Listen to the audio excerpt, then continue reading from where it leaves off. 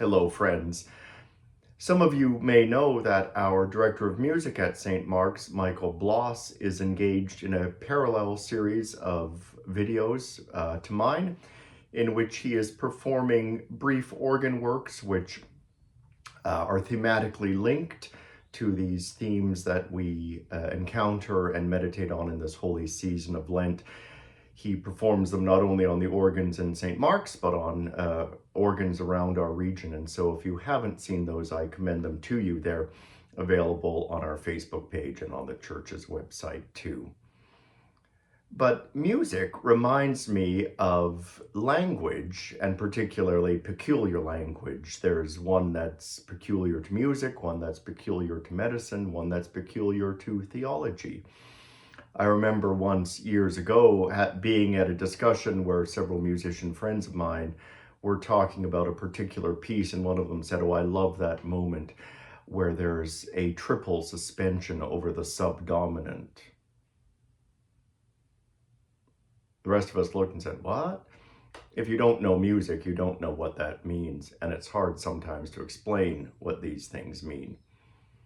Well, the same is true, as I said, for theology or for the language of the church, which often can seem very peculiar indeed.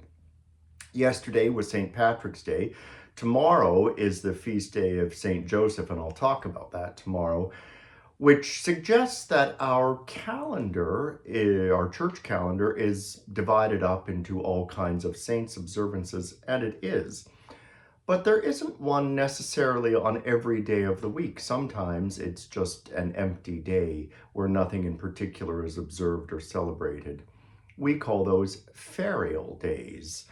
A young theologian that I once met mistook the term and thought it was called feral days, like a feral cat. No, ferial, just meaning ordinary. And today is a ferial day, a day where we don't observe any saint or anything in particular, just simply continue the celebration that began on Sunday. It's a way of marking time and observing time. We have festivals, we have ferials, and we have fasts, and that's all part of our calendar. The two great fasts are Ash Wednesday and Good Friday.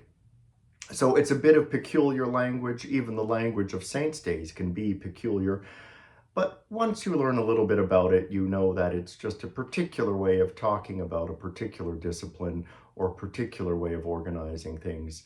And so that's just a little word into the meaning of some of our terms that we use in the calendar.